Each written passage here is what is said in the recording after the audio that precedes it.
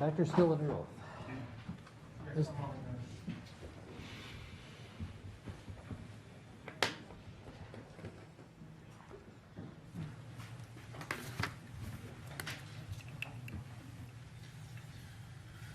Good afternoon, sir. A few follow-up questions, Dr. Fowler. First of all, you were asked a series of questions about the weight of Mr. Chauvin, correct? Yes, And how you obtained that information, correct. and whether you took into consideration the weight of Mr. Chauvin's equipment and body-worn armor and things of that nature. Correct. To your knowledge, have you ever been provided with any actual weights of what a duty belt, its accoutrements, its the body armor actually weighs? No, Have you ever, to your knowledge, in the materials that you received, did the state of Minnesota ever conduct any such weighing experiments? none that I saw. And you were asked those questions relevant, would you agree, relevant to the analysis of positional asphyxia, correct? That is my understanding, yes. Now, you would also were asked a series of questions about the bruising, things of that nature that you would see or anticipate seeing in these types of cases, right? Yes, Would the amount of weight that a person have, in your opinion, increase or decrease the likelihood of seeing such abrasions, whether it be below the skin or in the muscles? the more energy that is applied to that particular part of the body, the more likelihood there's going to be an injury. And the heavier the person, the more likelihood there's going to be more energy. So yes, heavier people are more likely to cause injury to an individual. And in your practice, whether it be as the pathologist, or excuse me, the chief pathologist in Maryland, or through the forensics panel, or any of your other private endeavors, have you ever reviewed cases of positional asphyxia? Yes, numerous. And have you seen those types of injuries in other cases? Objection, Your Honor, is asked and answered in human time. Overruled. Yes, I have. And do you, in those cases, did you have the luxury of comparing it to body-worn cameras and things of that nature? No, I mean, body-worn cameras are a relatively new source of information for us. For many years, we were restricted to statements.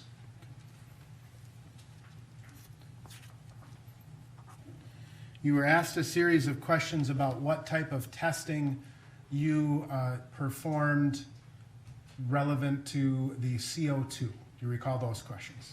Yes, I do. Okay. You testified that your report was submitted on February 22nd of this year, correct? Correct. Did your report that you prepared include your assessment involving the potential for CO2 or carbon monoxide or carbon dioxide in Mr. Floyd? Yes, it did. Since February 22nd, have you been provided with any tests, experiments, any information that the state of Minnesota did similar types of testing? No, I have not been provided with any such information. But since that time, were you provided with photographs of the bottom of the squad car 320? Yes, I was. Has that been since this trial has started? Yes, it's been within the last couple of days, to the best of my recollection.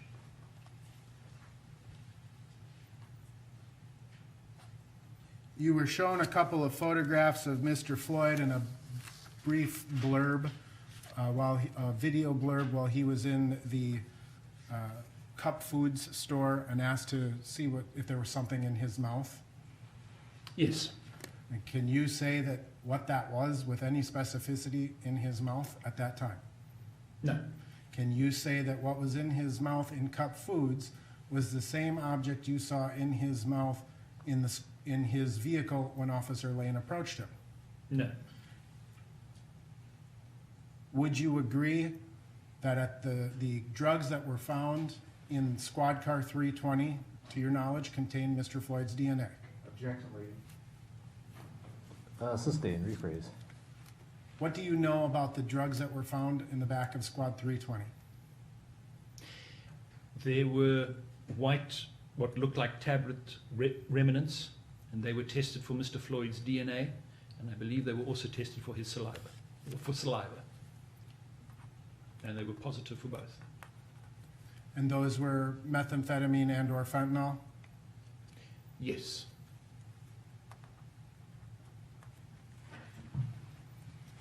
Do you recall, again, whether Mr. Floyd was handcuffed while in the squad car?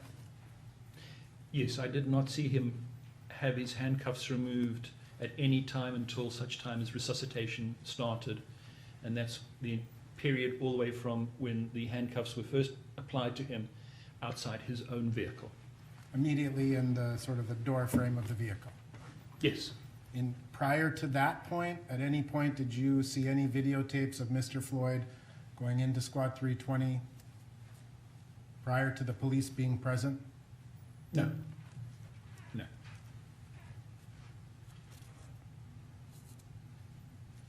Now, you were asked a series of questions about an affidavit that was prepared by Mr. Ray, or Dr. Ray, I should say, back in 2005.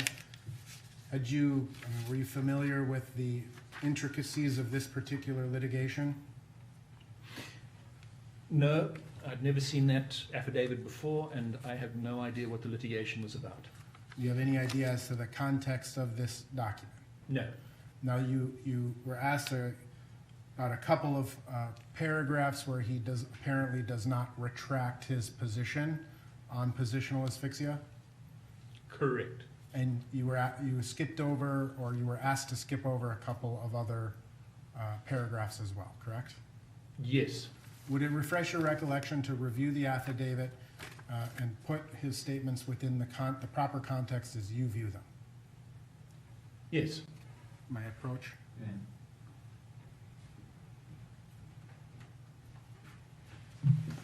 Thank you.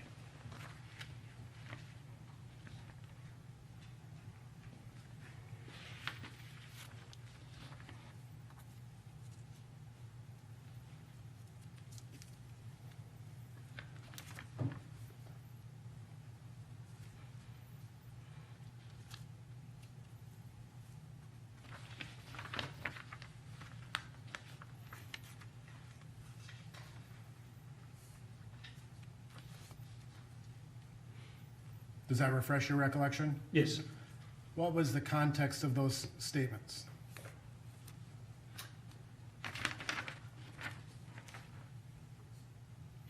Well, the context is not specifically stated as to why he was making this statement. Okay. Were there other statements that he made that you found important? Yes. What were those?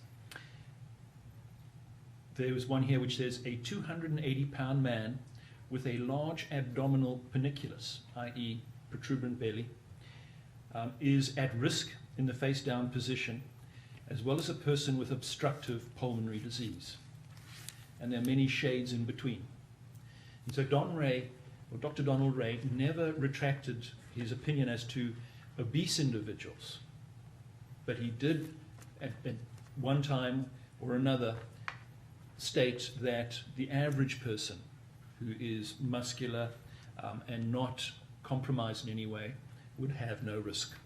And that was in relation to the Chan studies out of San Francisco? Right. And then if he then goes on to say, not enough is known to say whether or not a method of restraint is free from any potential lethal effects. Basically not enough, no. There wasn't enough information. Correct.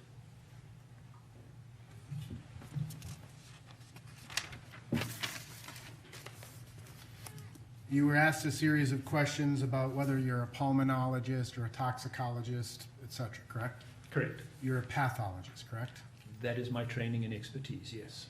Do you treat living patients? No. How did the patients that you observe appear to you? They are deceased. Are people, you were asked a series of questions about your work with the forensic panel, whether it was a nonprofit organization or whether it was some volunteer time. Do you recall those questions? Yes, I do. And it was, forensic panel is a business, correct? Yes. Fair to say. Would you change your opinion simply by virtue of the fact you are being paid? No, not at all. Are people who volunteer their time more trustworthy in your experience? Objection, Your Honor, for relevance. Sustained.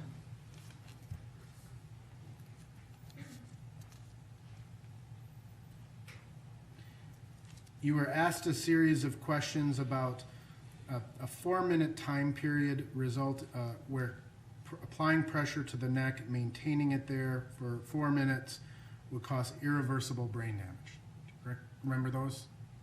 Yes, that was a very specific question. Can you expound on that a little bit more? What types of variables might affect that? Well, basically anything which stops blood getting to the brain for 4 minutes will cause irreversible brain damage.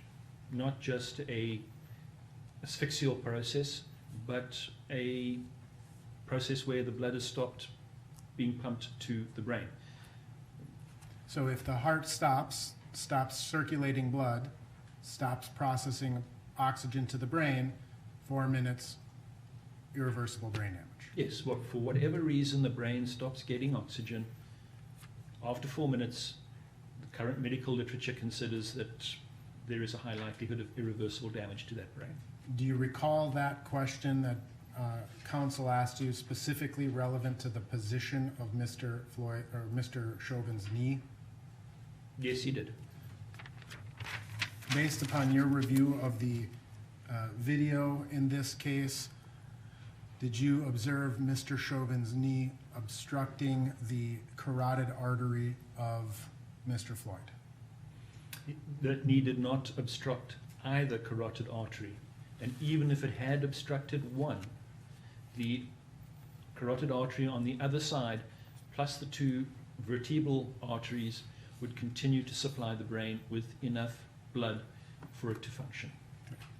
You were also asked a series of questions on cross-examination about traumatic manifestations and the frequency with which you may expect them, correct? Yes.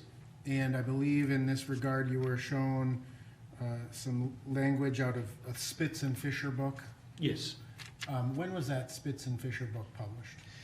I did not see which edition it was. Okay. There have been 5 editions, so that I don't know. And the other thing there was the wording was different. It said often no signs of physical, not usually, which was my recollection of the question. And again, I apologize if I misheard the question.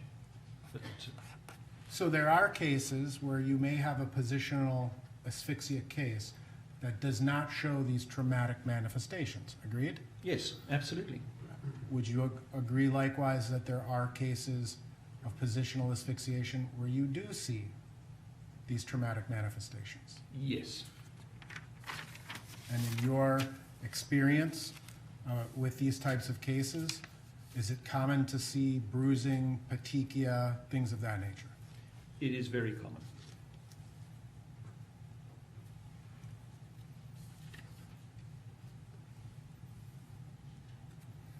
Now, you were asked a question about whether or not any of the studies on positional asphyxia and prone restraint ever reviewed a 9-minute and 29-second time period. Yes, the laboratory studies.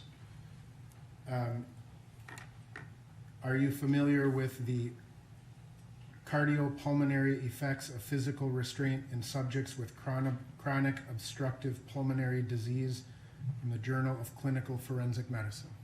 Yes, I think I have. I believe I read that article. Would it refresh your recollection to just review it briefly? Please. May I approach?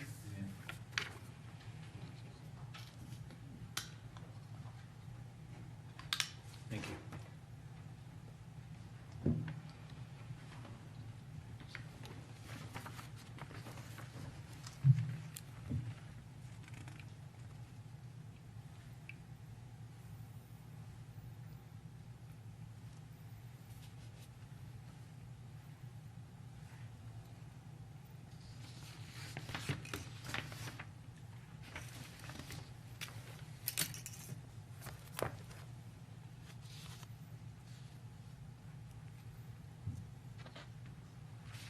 Yes, I believe that I have actually seen this particular paper on individuals with chronic obstructive pulmonary diseases. Does it include I am familiar with it. prone positioning greater than 9 minutes and 29 seconds? Yes. You were asked a couple of questions about a deposition testimony you gave in Curtis versus Prince County. Do you recall that? Yes. Fair to say that was one small portion of a larger deposition testimony? Yes, and the reference to burking kind of cut off the second part of burking. What is burking? So it's a process where somebody would sit on somebody's chest to restrict chest movements. At the same time, somebody else would be applying another method of asphyxia to them, often suffocation. And that was in order to basically get cadavers? Yes, they were they were in the business of obtaining cadavers for medical study, and they wanted people that didn't have any significant injuries. This was a method by which these two individuals figured out they could kill people without leaving any marks on them and then sell the cadavers for medical study. Gotcha. And I believe, and I don't have, unfortunately, the transcript accessible on the computer, but I believe you referenced multiple officers or something to that effect being on the actual torso, correct? In that particular case, yes.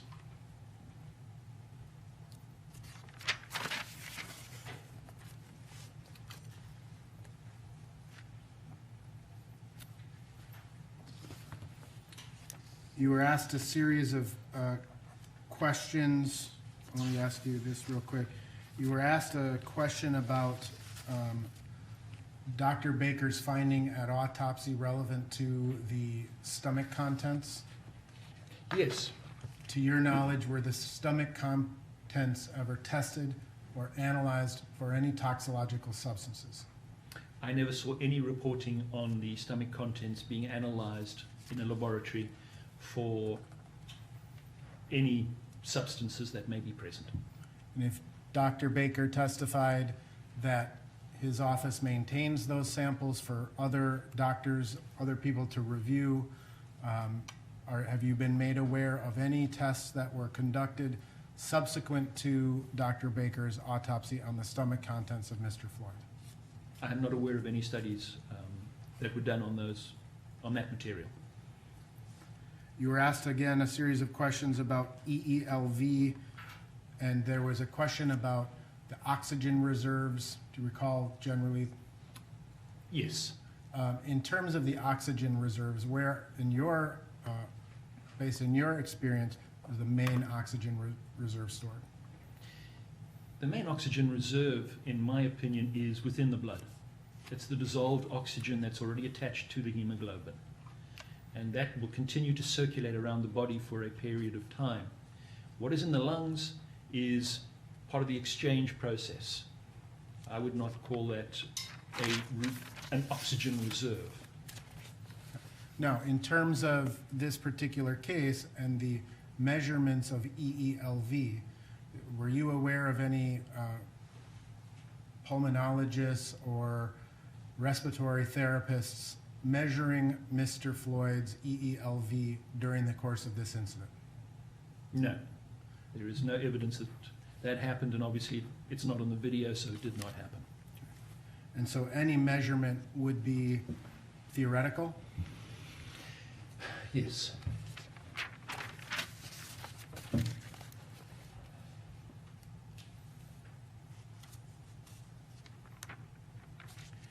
You were asked a question about Mr. Floyd saying that he couldn't breathe, right? Do you recall those questions? Yes. And making those statements in the context of being in the prone position, correct? Correct. Based on your review, do you recall hearing Mr. Floyd make similar statements prior to being placed in the prone restraint position? Yes, that's my recollection. You were asked a question about the anoxic seizure that you observed in the video. Yes. And that's recognizable as an anoxic seizure to you, a physician, right? Yes. And a seizure generally involves a pretty significant amount of motion or movement. Objection leading, Your Honor. Rephrase, sustained. How would you describe in this particular case what you observed in terms of the anoxic seizure? A small amount of twitching and or extension of a body part, which is very classical of hypoxic seizures, often commonly described in situations where people have a sudden cardiac event, as well as any other. It's just a situation of the brain not getting enough oxygen, and very different from the grand mal type seizure that you would see in an epileptic, which are much, much more vigorous. And recognizable to you as a physician or other physicians with comparable experience? Yes. To your knowledge, is Mr. Chauvin a physician of 27 years? No. You were asked a question about PEA, pulseless electrical activity, right? Yes. Can a PEA arrhythmia occur from a cardiac origin? Yes.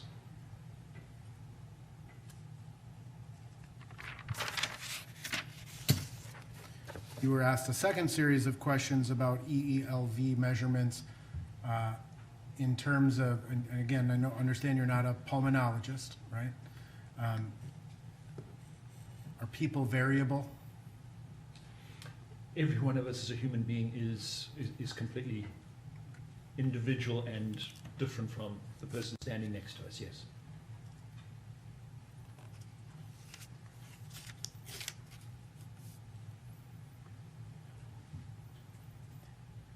You were asked a series of questions about the paraganglioma Yes. and whether you recalled Mr. Floyd ever saying or complaining of a headache. I recall that question, yes. Do you recall Mr. Floyd saying that everything hurts? Yes. Do you recall him at any time saying his head hurts? I have a recollection of it, but I cannot put my finger on it. It's just in my memory.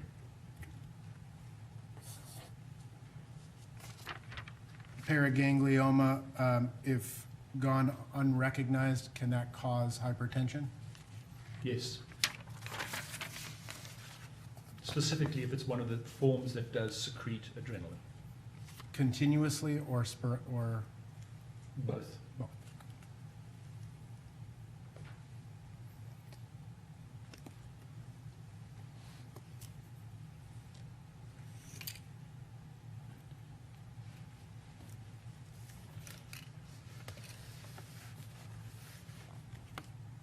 So you were asked a series of questions about, you would agree your agreement that it's important not to mislead the jury, right? Correct. And you were shown a couple of still photographs of time from a body-worn camera where it appeared that Mr. Chauvin had his arm around the neck of Mr. Floyd. In that area, yes. Based upon your recollection, do you know if that was a moment in time during which Mr. Floyd made those comments? I don't have an association of that hold with him making a statement, and I recall it being fairly brief, a brief period that the arm was around the neck. I'd like to show you about a 1-minute portion of Exhibit 43, which is already in evidence. We may publish.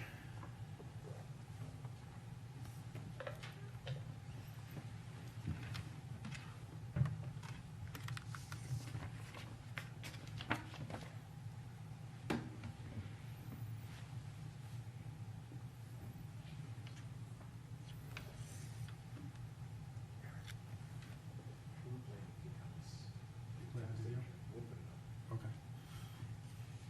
It's a Tao's body camera at 2018-00. I switch it over to you?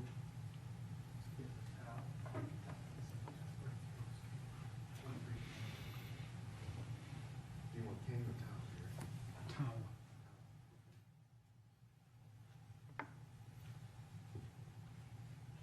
Towel. $2018.00.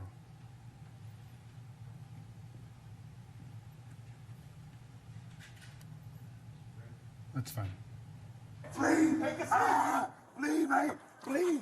No, I can't choke. I can't breathe, Bobby. Please. Do you hear what Mr. Floyd is saying in that second? Yes. Do you see where he's located in the squad car? He's closest to the sidewalk at that particular stage, yes. On the driver's side of the vehicle. Do you observe Mr. Chauvin at that point? No. Play it again. No, I can't choke. I can't breathe, Bobby. Please. You're talking. I'm sorry, if you can just keep Sit it. down. Fine. My wrist, man. My wrist, man, please. Okay, I'm gonna lay on the ground. I'm gonna lay on the ground.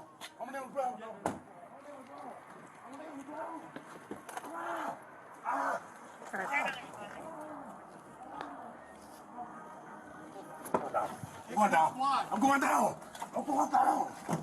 I'm not gonna run, man. Right. I know I can't breathe. You're talking and you're not breathe. Oxygen to not breathe. I just had COVID, man. I can't breathe. Okay. Do you observe that in that instance? Yes. Did it appear to you that Mr. Chauvin had a tight, firm grip around Mr. Floyd's neck? No, actually it looked very loose, and the hand was actually gripping the back of the neck in this sort of spinal column area, with a considerable gap in the front. Thank you, Doctor. I have no further questions. Any further, Mr. Blackwell? Yes, Your Honor.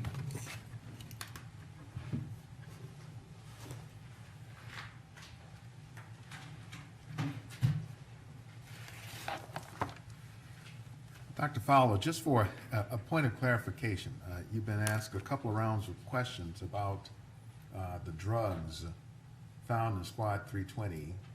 To be clear, what we're talking about is one pill, right? I cannot recall if it's one or two, but it was one of those two numbers, yes. One partially dissolved pill, right? I thought it was two, but I stand corrected, Councillor. And in the back of Squad 320, you didn't see any footage of Mr. Floyd spitting a pill out, did you? No, I did not.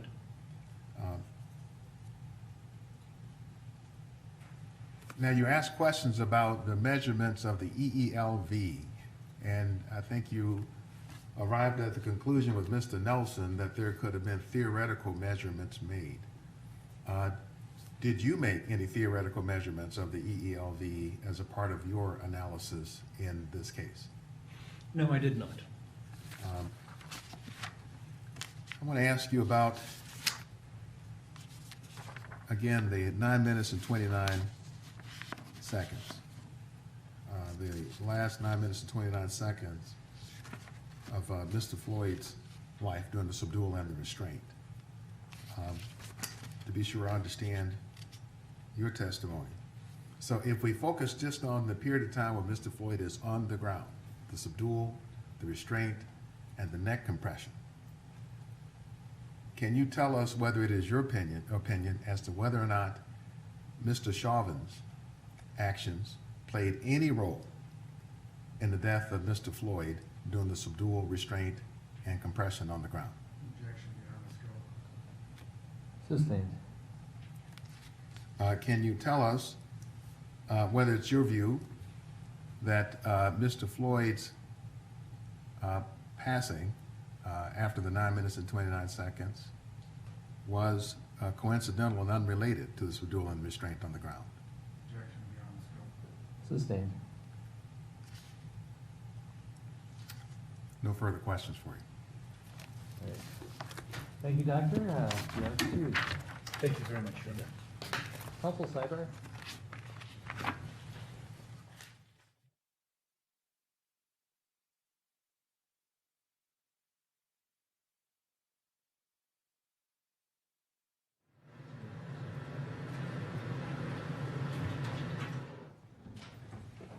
And members of the jury, just checking on how long the next witness would take.